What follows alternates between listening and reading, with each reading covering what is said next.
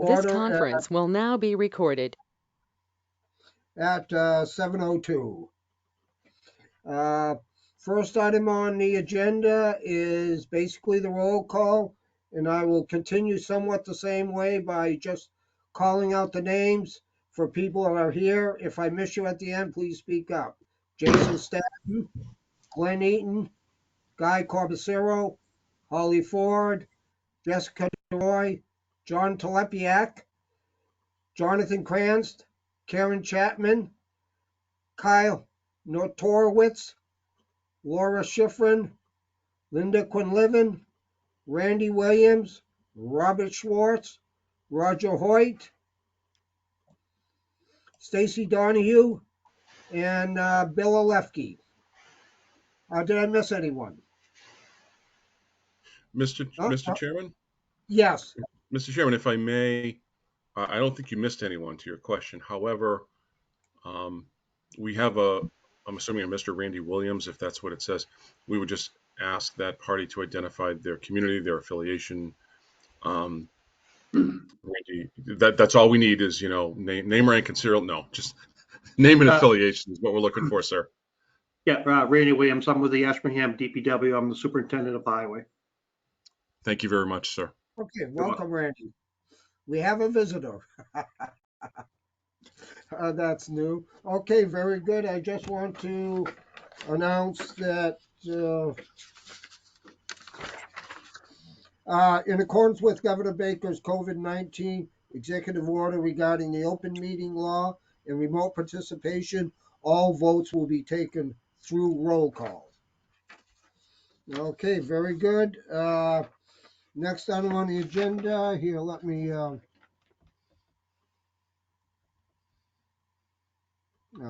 okay. Do we have any announcements that anybody would like to make in regards to items not on the agenda? Not hearing any. I'll move Mr. on Chairman? to yes, Mr. Eaton. It's not an announcement, but Jason had to do something. He's just getting back. Jason, would you be so kind to put up the handout, the shared screen for us, please? Thank you very much, sir. Thank you, Mr. Chairman. Yeah, I had to get my power supply before I got dumped out. No sweat. Thank you, sir. Okay, next item on the agenda is approval of February 3rd, 2022 MRPC minutes. You have received them, if I'm not mistaken. I was sent out last week. I don't know if everybody had a chance to review them. Do you have any questions, concerns in regards to them? If not, I will entertain a motion to accept them as written.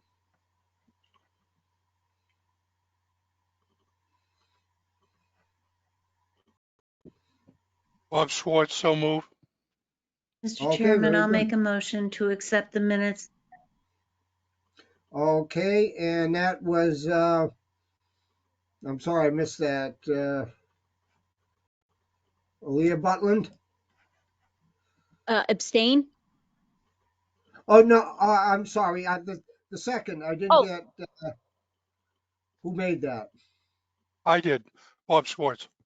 Bob Schwartz, and I got a second from somebody, but I missed that.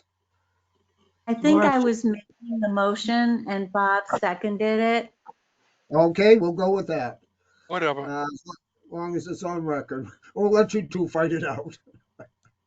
Okay, very good. I have a motion and a second. Any questions, concerns? Otherwise, I will call the vote. Elena Butland. Abstain? Okay. Guy Corbacero votes aye. Jessica DeRoy. Aye. John Telepiak. Aye. Jonathan Krantz. Abstain. Kyle Nitorowitz.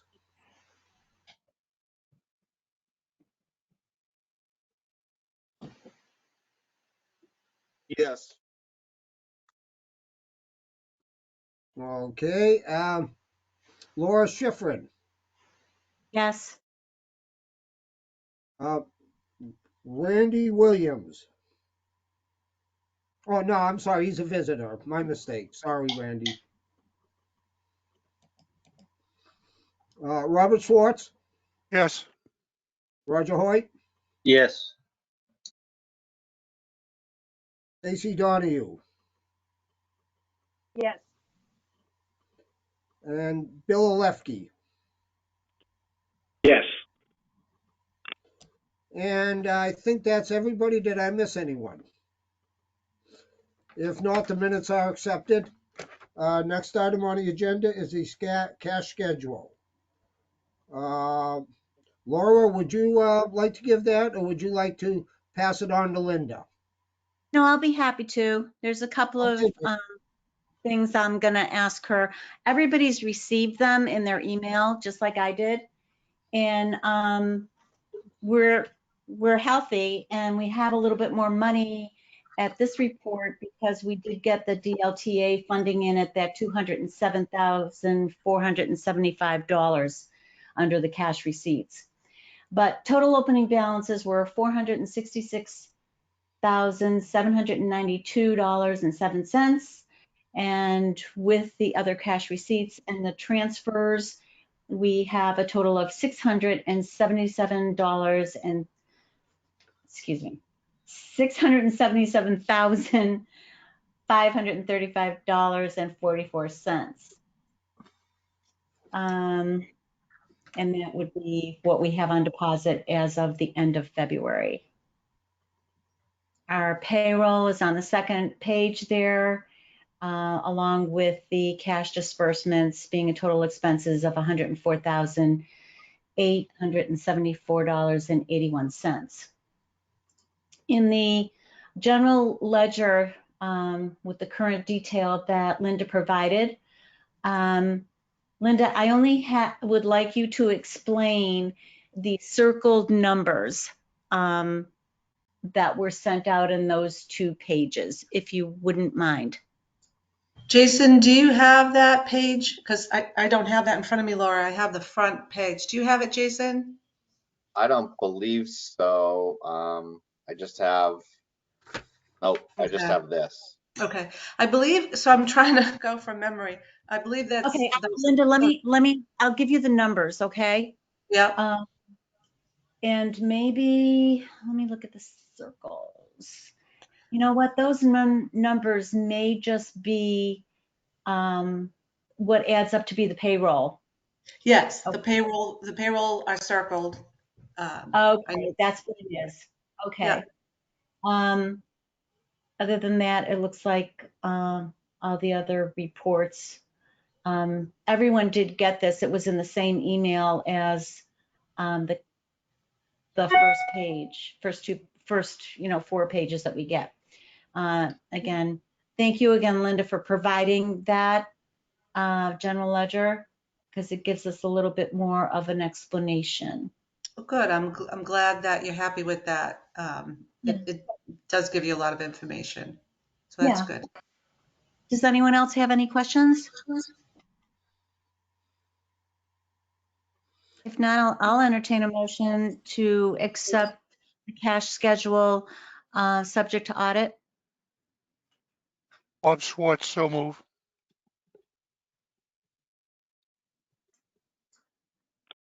Do I have Is a there second? Bill Alfke, second. Okay, very good. Any questions or comments? If not, I will call the roll. Lynn Butland. Aye. Guy Corbett, the chair votes aye. John Telepiak. Aye. Jonathan Krantz. Aye. Kyle Nytorowicz. Aye. Laura Schifrin. Aye.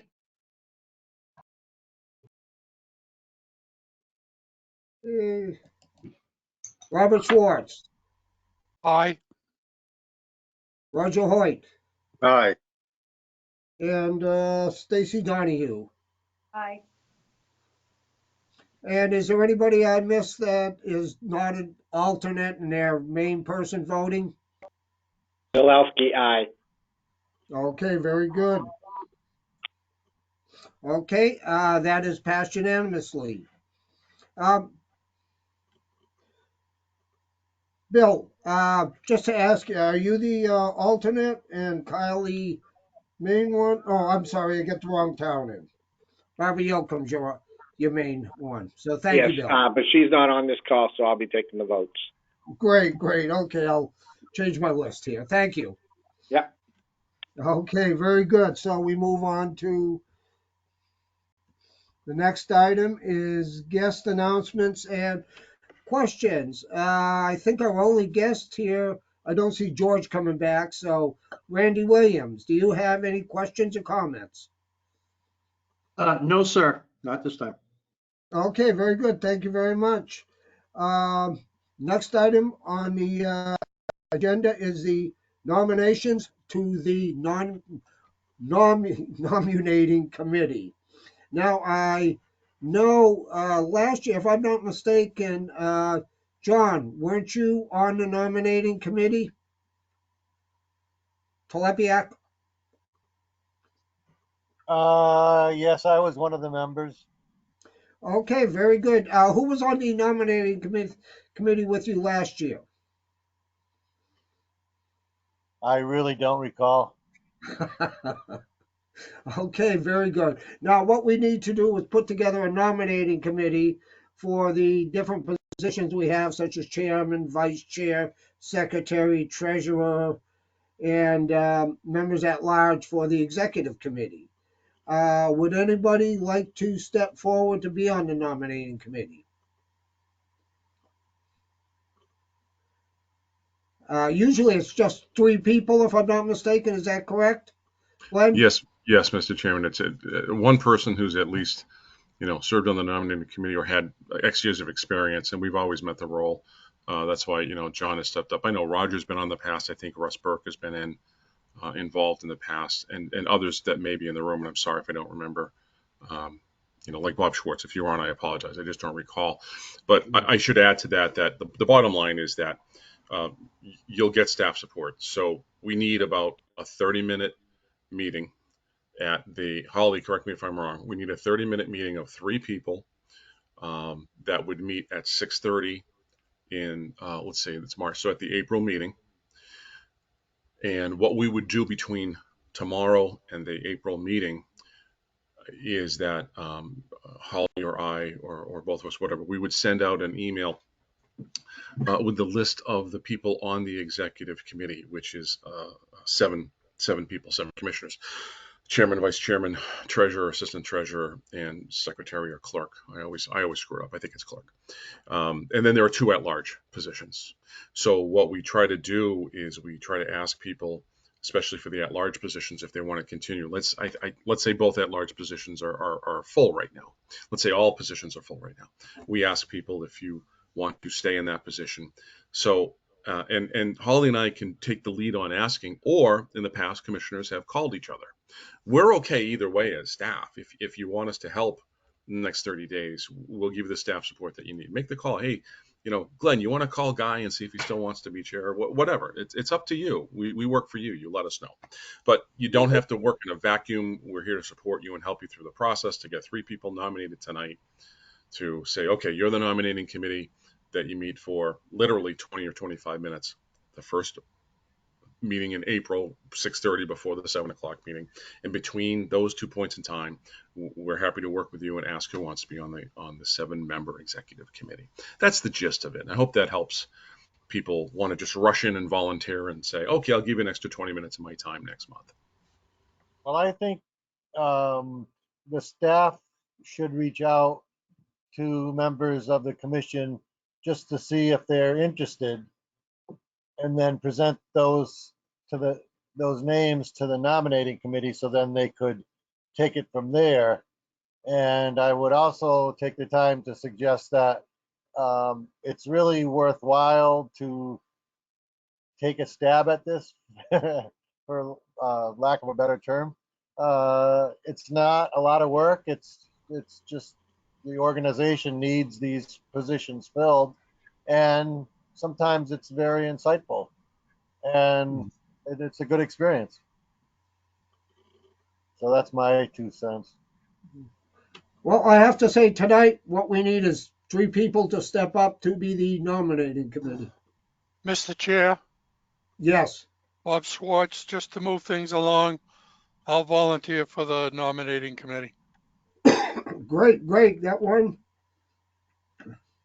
And I'm willing to stay on again, the nominating There's committee. 2. John Telepiak, Bob Schwartz. We should say also, so for as an example, I see we have primary delegates like Barbara Yoakum from Shirley. We have alternate delegates in the meeting like Bill Elfke. There's nothing that prohibits an alternate delegate from serving also. It's just an example. So an alternate might be that I see and I remember, like Rick Ward and Bill Elfke. Jesse, I think you're an alternate behind Bob. So, yes, I'm sorry. Go ahead. Yeah, this is Kyle. I'll be the third. Wonderful. I didn't want to hear me talk anymore, Kyle. Thank you very much.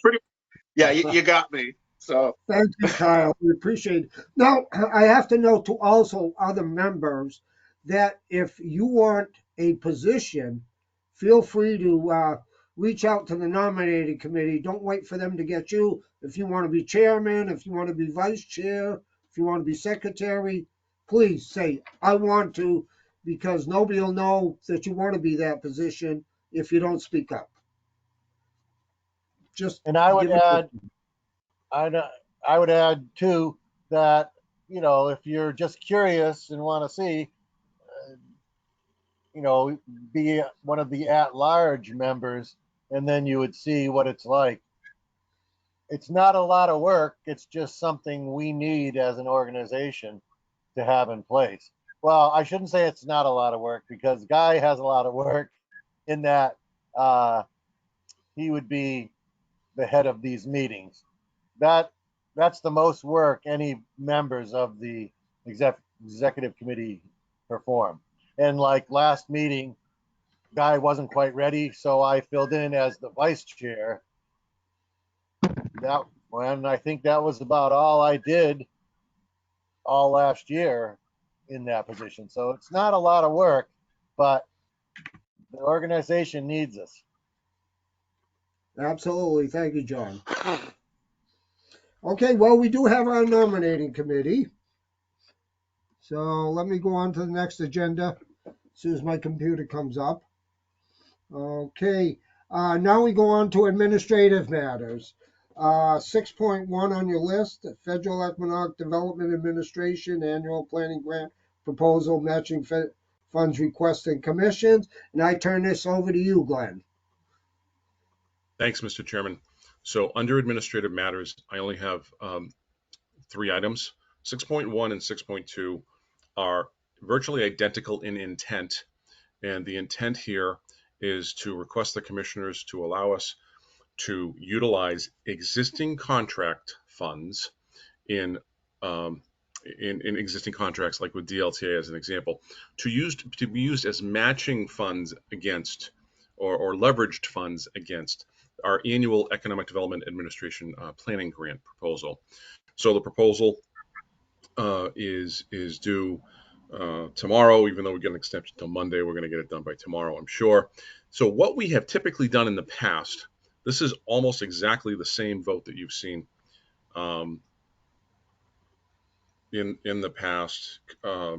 Jason, could you scroll down a little bit to the bullets, please? Thanks.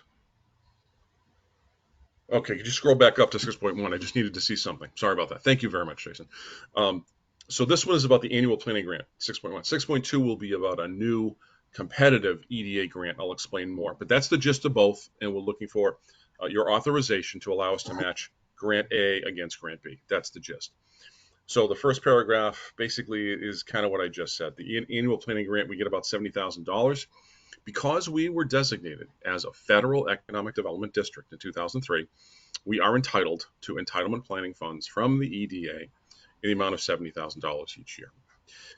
This grant term, the project term, runs from April 1st to March 31st of each year. Second paragraph basically says that the EDA requires a dollar for dollar match. Now, in the past, the two bullets there are, in the past, we have used DLTA program funds and then some technical assistance funds, but I think that's a mistake. Jason, could you go down to the next paragraph, please? Let me just see what's going on here. Okay, just dismiss that paragraph that said 52.5 and 17.5. We're going to strike that. I'm going to ask for a strike from the record. That's not relevant. That was a holdover from my bad copying and pasting. So I'm not the best copy and paster in the world. I apologize. Use of the use of the DLTA funds, that's another correction, that's a typo on my part, as matching funds for this annual planning grant would increase the organization's overhead rate. The executive director, no, it is right. The use of LTA funds as matching funds for the annual planning grant would increase our overhead rate. So what I'm suggesting is a twist. In the past, we used to use our local technical assistance funds, which are basically a line item that we call LTA, but on your side, it's your municipal assessments that come in to pay us in our overall $2 million budget, okay? And we get about $80,000 or $82,000 this year, all right? So in the past, we've always used about 17.5 in local technical assistance municipal revenue. I'm recommending we don't do that this year because we as a team are trying to better control our overhead rate. And if we use LTA funds, that's in the overhead, that's administration funds. It's much better in controlling your overhead rate to use an existing grant that we charge directly to, which in the office we throw it around, a direct cost charge versus charging to the admin the overhead rate or an indirect cost charge. So you will see later, Karen will have a resolution to request for you to approve a variety of projects. Jason, could you put all those bullets just kind of in the middle of the screen? So you'll see her later talk about, and I'm not going to steal her thunder. So these projects will be under consideration later for these communities to do certain things in those 5 bullets: MBTA planning assistance, zoning amendments in Royalston, plus small business opportunities to look into that. And Shirley, a 40-hour housing district evaluation. In Townsend, assistance to the Townsend Affordable Housing Trust for development of a 5-year action plan to create mixed-use affordable housing. And then in Winchendon, complete a housing production plan to the DHCD. Now, I've estimated the costs for these projects. They're subject to change, but when I look at the estimate comes up to about, can you go scroll down, Jason? I think the estimate's about 70. Whoops, maybe too far. Could you go back? Above projects, okay, directly related to providing affordable housing for the market rate, housing for the workforce, and expanding business opportunities. The DLTA contract was fully executed in 2021, so basically a few weeks ago, 5 or 6 weeks ago. I think it was January 26th. So the funding for the performance of the EDA grant, in other words, the funding will be available. The funds are not conditioned or encumbered in any way that may preclude its use consistent with the requirements of the EDA investment assessments. Could you scroll down a little bit, Jason, please? In parentheses, these are requirements of the EDA, and MRPC is in full compliance. MRPC's DLTA contract with the Commonwealth of Massachusetts states as an example of eligible activities such as planning ahead for growth, planning and implementation activities that encourage support economic development opportunities, unquote, to promote economic development in the Montezut region using DLTA funds. MRPC's planning services to be delivered to the aforementioned communities complement the EDA planning grant. This language is very important and it's bureaucratic, but the reason it's in there is because if this resolution passes, and Jason, could you show the resolution on the middle of the screen, please? If this resolution passes, the above language is bureaucracy to copy and paste this vote, put it in a letter, send it down to EDA tomorrow in the application packet, all the materials that we have to submit, and say, you know, look, these are legitimate eligible projects that have something to do with economic development, i.e. housing the workforce, looking for small business opportunities in Royalston, and so on and so forth. And these are legitimate matching projects and funds that match the $70,000 from EDA. So that's the background leading up to the resolution. Be it resolved that the MRPC approves of the executive director's request to use $70K, about 34% of the total DLTA award of $207,000 as matching funds against the annual planning grant. Now, in the past, I had suggested and stated quite bluntly that we would want to use DLTA not only for this annual, but also for another grant. We'll get to that in a second. That's 6.2. The issue isn't about taking money away from the communities in matching funds. The issue is about using projects that we're already awarding under DLTA and leveraging it to bring in more money, more revenue to the organization, to deliver more services and broaden our economic development impact on the region, especially now under the COVID pandemic. So that's the resolution in the background, Mr. Chairman. Thank you.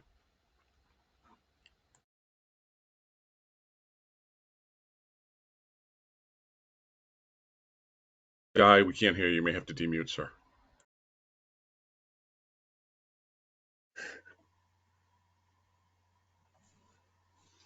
Let's try again. Do we have any questions of Glenn? If not, let's take a motion to move the resolution or not. So moved. Mr. Chairman, Jonathan Krantz. Yes, Karen.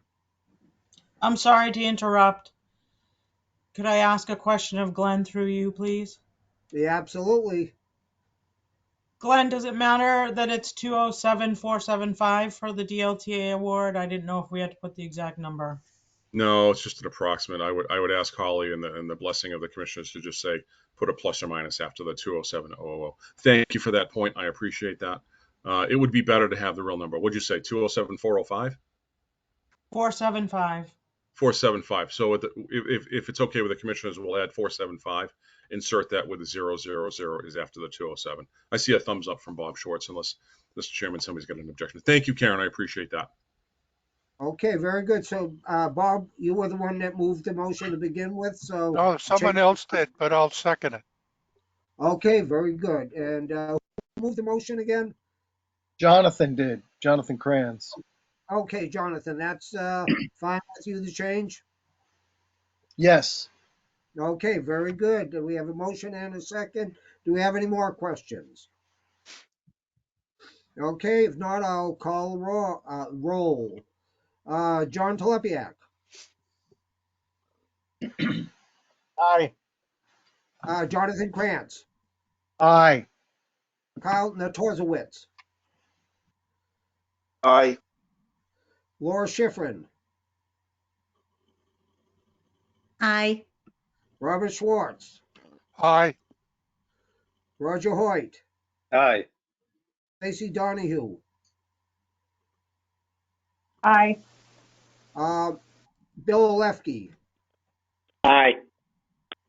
Guy Sarah, the chair votes aye, and Lynn Butlin. Aye. Okay, very good. If I didn't miss anybody, the resolution passes unanimously. Okay, very good, Glenn. On to the next part, 6.2. Thanks, Mr. Chairman. And I really appreciate Karen correcting that, because I should have given you the correct number in the first place. So that's my bad. So 6.2, same gist, that we're looking for grant contracts to leverage now an EDA competitive grant proposal. 6.2 is a Federal Economic Development EDA Future Industrial Lands for Long-Term Economic Resiliency, or FILTER, grant proposal. And this is a matching funds request, and that's the gist of the resolution. We've written this proposal twice, in 2016 and 2018. So we've been working on this for about 6 years now. And the intent of the proposal is to ask the EDA for funding to the tune of a little over $250,000. We would match a little over $250,000. I'll show you the numbers in a second. So we can study what areas, downtowns, commercial business strips, zoned areas that don't have the commercialization or industry there yet. But what's the infrastructure look like under the ground, above the ground? What does the transportation access look like for rail and roads? And to examine those areas. This is very similar to a project that we were, all RPAs were paid to do a priority development analysis and priority preservation areas analysis, PDAs and PPAs. Sorry for the alphabet soup. But this is essentially an extension of that, to have a more in-depth study, a lot of GIS, a lot of planning, planning, development, transportation, and GIS, all working collaboratively on this one.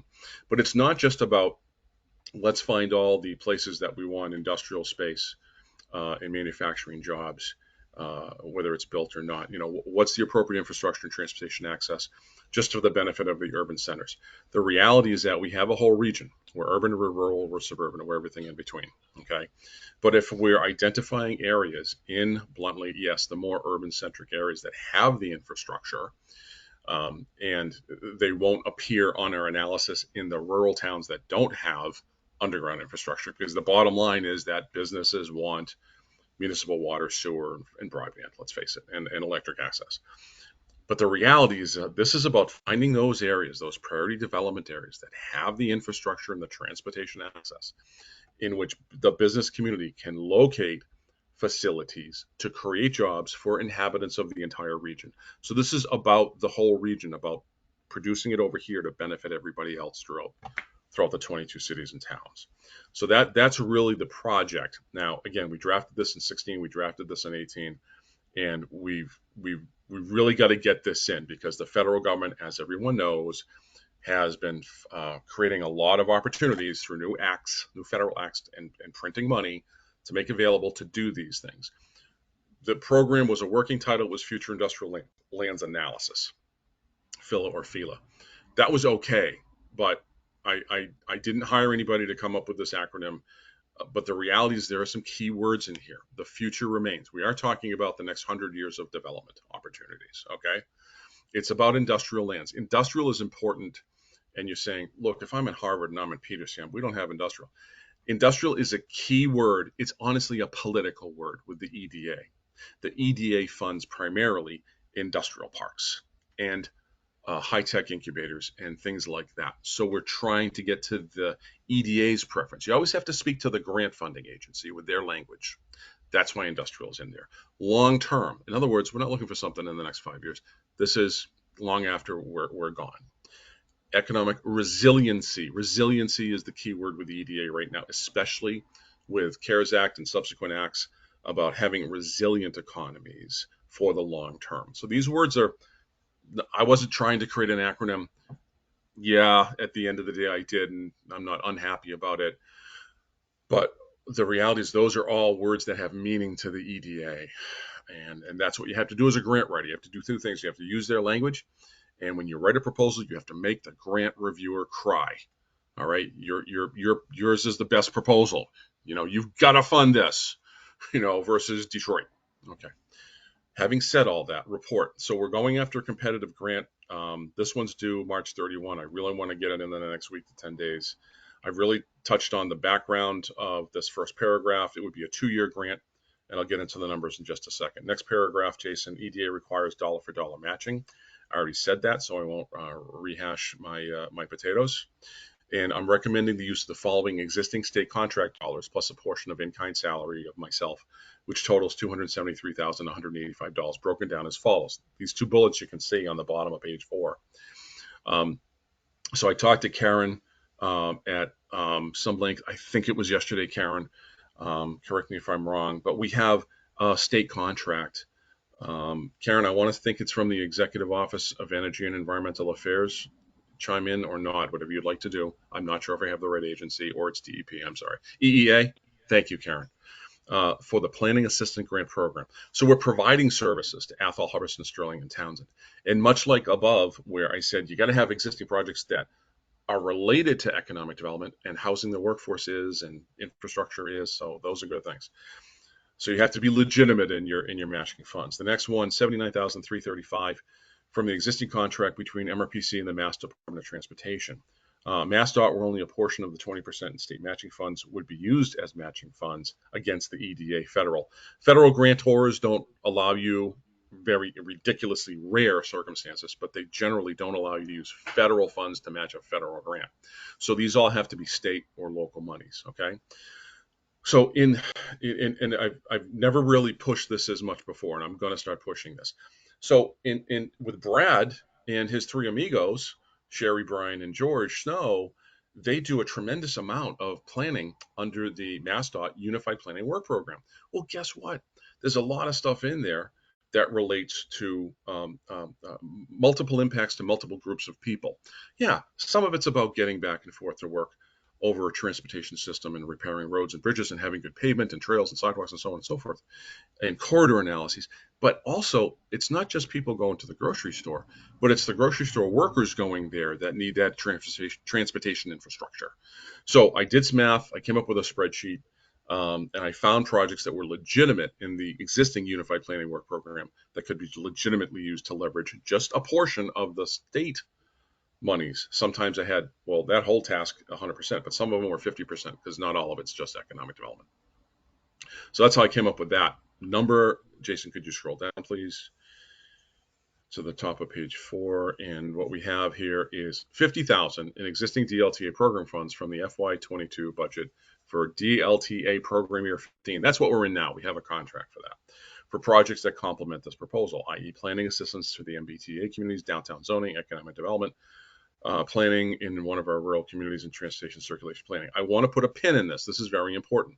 Well, Glenn, you identified a bunch of projects above in this handout tonight. I'm not saying that I'm going to use those to leverage both EDA grants. This is a bullet that says other DLT monies to be awarded at the April round. We'll have an April meeting. We'll have more projects come in.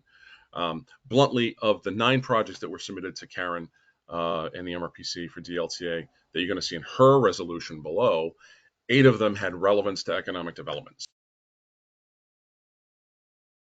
Last one is other RPAs are doing this, and they basically use, for example, another RPA or a COG uses a portion of the executive director's time to leverage certain transit or transportation planning grants. I can't remember which one.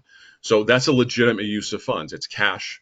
That's basically about 20% of my time, not at the billing rate, but at the labor rate, to use as leverage. It's cash. It's money.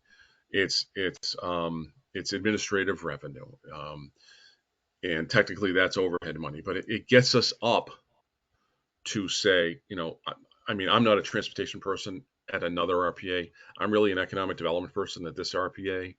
And, I would be involved in, Karen would be overseeing the project, but I would be a contributor to it and an advisor, basically.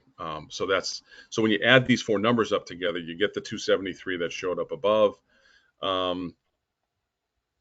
I reiterate the use of LTA is not recommended because I don't want to goose the overhead rate too much. Jason, could you go down a little bit to the MassDOT contract executed? No, a little bit down, please.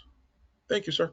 The MassDOT contract executed last fall. DLTA executed in January 21. PAG, I think was January, but Karen can correct me if I'm wrong, and I would ask her to do that. That's not a problem because I don't want to fib in the minutes. Matching dollars from these 2 contracts would be used to leverage as the EDA filter grant. And then the last paragraph before the resolution, a dollar for dollar match. So if we can raise 273,185, then our grant amount would be an equal to the EDA grant proposal of 273,881.15. So the total project would be multiply 273,185 times 2. I'm not going to do it in my head because I can't. But we would continue to do the UPWP under MassDOT and the DLTA stuff in my time, and then that for other PAGs also. But they could be working together to create a package of an answer. Where do we house our workforce? Where do we put the businesses? How do they all work together? The resolution, Mr. Chairman, be it resolved that the MRPC approves of the Executive Director's request to use the matching funds as detailed above to be used as matching funds against the agency's future industrial lands for long-term economic recovery grant proposal. Thank you, sir.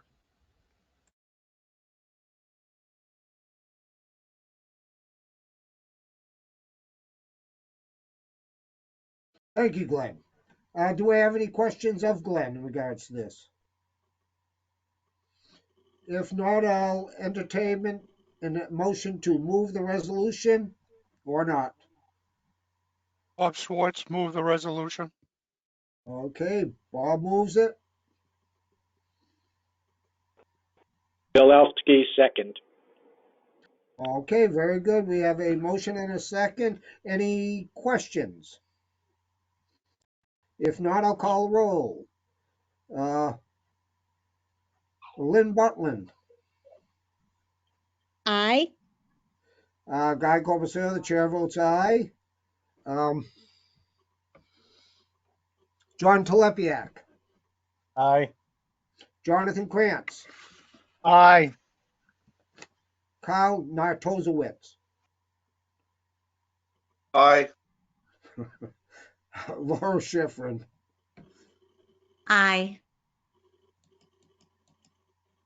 Robert Schwartz, Aye. Roger Hoyt, Aye. Stacy Donahue, Aye. and Bill Lefke. Aye. Unless I miss somebody, the resolution is passed unanimously. So we move on to 6.3, other administrative matters. Now, Glenn, did you say this is Karen's, or did I mishear No, you? this is just me doing a quick office update Oh, because I'm things are sorry. starting to change, and then you're going to go to Karen pretty soon, Mr. Chairman. This Okay, is very 30. good. This is 30 seconds. Basically, I haven't done an office update under COVID for maybe 2 or 3 months. I don't remember, but things are changing. You know, the state's relaxing mask guidelines. The federal CDC is relaxing mask guidelines, so we can see the data that the cases under COVID-19 are somewhat, declining. I think there was a mask removal mandate. You don't have to wear them in the schools anymore in Massachusetts. So there are all these indicators that things are becoming more safe. Okay, that's just an indicator to me to say, well, what do we do? So we have had through this moment in time and through tomorrow at 5 p.m. That we have an internal in the office mask wearing mandate that will go away as of 5 p.m. tomorrow. Just taking the guidance from the health officials and trying to be consistent with what they're doing and not be Machiavellian about making people wear masks when basically the health authorities are saying, we think it's okay for a while. So again, we'll continue to monitor what people are doing, but I'm just trying to look at that data, and do the right thing. The general public and local officials may visit the staff on an appointment basis only. That's been around since we started working remotely in March of 2020. And then the last paragraph, as things appear to be getting safer, I want to see some more data. Jason, if you could scroll down. Small meetings may or may not be allowed inside the building on a case-by-case basis at the discretion of the executive director. All parties are hereby informed that protecting the MRPC's employees, their families, and any visitors to the interior office space is of paramount importance. That's the priority. So we're not having commission meetings in the office. We're not having Joint Transportation Committee meetings. We're not having MPO meetings there. We're not having Brownfields Working Group meetings or SEDS meetings in there. And I want to see some more data to see if it's safe to have people back in the office. And I would like to hear from the employees how they feel about that. Also, most of the employees are working at home in a hybrid fashion. Sometimes they come in, sometimes they work at home. The majority are working at home exclusively, and that's fine. I have no intent. There's nothing here in writing, so I have no intent of asking people to come back to go to the 3-day core days yet, Monday, Tuesday, Wednesday. I'm still holding that reserve because I want to see cases data. I want to see more of that. So I feel comfortable doing that again. So that's just a verbal. And I'm done, Mr. Chairman. I just wanted to give people an update on what's going on with our COVID protocols. Thank you, sir. I am done. Very good. Thank you, Glenn. And I just a little anecdote to that. I listened to the CDC, went out dancing without my mask, ended up with a heck of a head cold. Didn't get COVID, but I got a heck of a head cold. So be careful out there. Okay, very good. Staff presentations. I have GIS. Anything from that? No No? updates at this time. Okay, very good.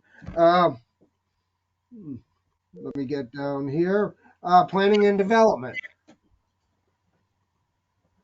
Thank you, Yeah, Mr. Chairman. So we sent out the first solicitation for the District Local Technical Assistance, DLTA.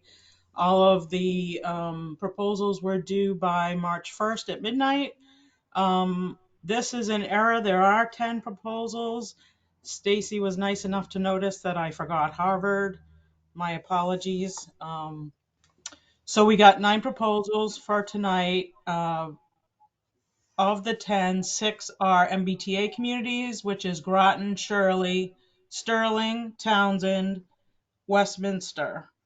And Ashby is one, but they haven't got theirs in yet. And then we have Harvard, with an update to their open space and recreation plan. We have Royalston, assistance with zoning amendments for assisted living, multifamily housing needs, and potential small business opportunities. We have Sterling to assist with regionalization, shared services, best practices for a conservation agent and/or planner. Townsend, we will be assisting the Affordable Housing Trust with a 5-year action plan and implementation of goals and objectives from the housing production plan. And then Winchendon will be completing a housing production plan. So those are the 10 projects, and I will read the resolution.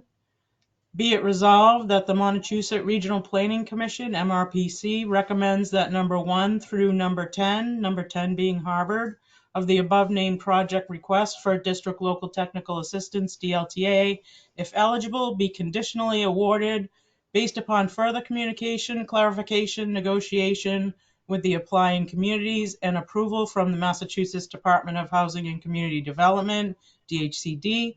Moreover, all activities and some applications may not be awardable under the DLTA program. MRPC staff reserves the right to negotiate an awardable detailed scope of services and budget amount. Do I need to read the There's condition? another page of stuff, but I don't think you need to read that. I think the resolution alone, that part of the resolution will be fine, Karen. Thank you, Mr. Chair. Anybody have any questions? If no questions, I'll look for a motion to move the resolution. Bob Stacy Schwartz Donahue moved from it. Harvard. I'll second. Okay, Stacy, are you second? Bob first, or vice versa? Doesn't Bob matter. first. Okay, Stacy's first, Bob, this time. Okay, very good. I have a motion and a second.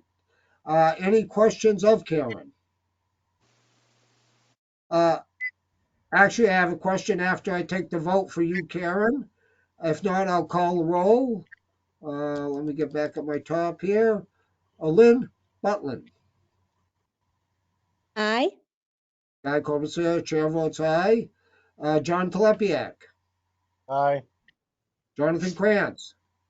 Aye. Kyle Nartowicz. Aye. You got it right that time.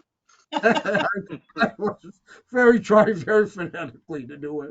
Laura Schiffer. Aye.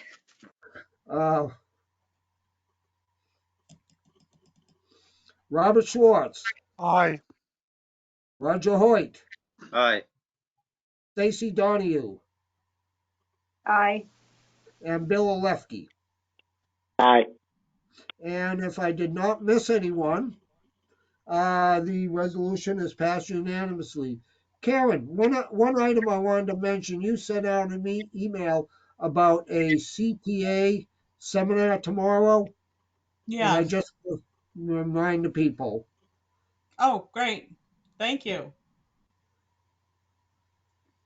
So tomorrow afternoon there's a seminar on the CPA, from what I understand, and to figure out what your town wants to know. No, Winchendon's wrestling with that, and we have 11 people on our committee, and I hope some of them will look at it because they are not familiar with the CPA. So if so, look up Karen's email. Okay, very good. Let me get down here. Transiting to, yes? Can I mention something else, Mr. Chairman? Oh, absolutely. Please, Karen. So I know most of you know that I'm trying to put together some comments for the DHCD MBTA communities guidelines. So I have sort of a rough draft going right now. Most of the comments that I have are talking about water and sewer infrastructure and how most of our communities don't have that infrastructure, and how can we possibly do the density that they're talking about. So that's one of the comments. Also that out of the 13 MBTA communities in our region, 10 of them are rural by definition, by state definition, meaning less than 500 people per square mile. And so being rural by its nature, we have a lot of open space, we have a lot of water resources, whether it's wetlands, rivers, streams, floodplains, aquifers, water supply, what have you. We generally in the rural areas have more of that, and that would restrict development even more. I know in some towns it's difficult to find a lot that doesn't have wetlands on it. So that's going to be another one of the things that I try to expand on. Um, then there's something in the statute that talks about having a safe and convenient access to transit stations for pedestrians and bicyclists to this district that we're supposed to create. And pointing out that because of our rural nature also, that there are no safe routes for pedestrians and bicyclists, except maybe Groton, who has the rail trail that goes right into air at the train station. So that'll be, I'll expand on that comment. And then making a general comment that maybe they should allow waivers for rural communities so that it's less than a 750 unit capacity, and maybe require affordable housing in the statute, even though we could put it in our local district bylaw. So that's some of the comments that I'm working on, and I hope to have, my final draft done by probably Wednesday, and I can send it out to everybody. Or if you have comments that you want to send to me that you want me to include, or any way you want to communicate with me, call me, email me, what have you. Karen, this is Stacy from Harvard. Yep. Stacy Johnson. Our planning board has put together a draft letter in the comment period also that I'll copy to you this week, so you can see what we haven't been to the select board yet, but the planning board's talked about it at a couple meetings. So we're just trying to get also comments from our Board of Health as well. But I'll send you what we have so far so you can see where we are. Great, thanks, Stacy. Thanks.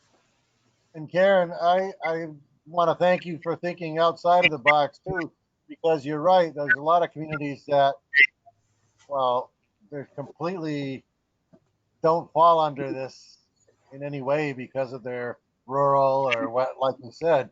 And so a number of people have asked me questions, and I told them just never mind it. It doesn't help. It doesn't fit us. So, we're excluded. Lucky you. Anyway, thank you. If I may, Mr. Chairman, to Karen.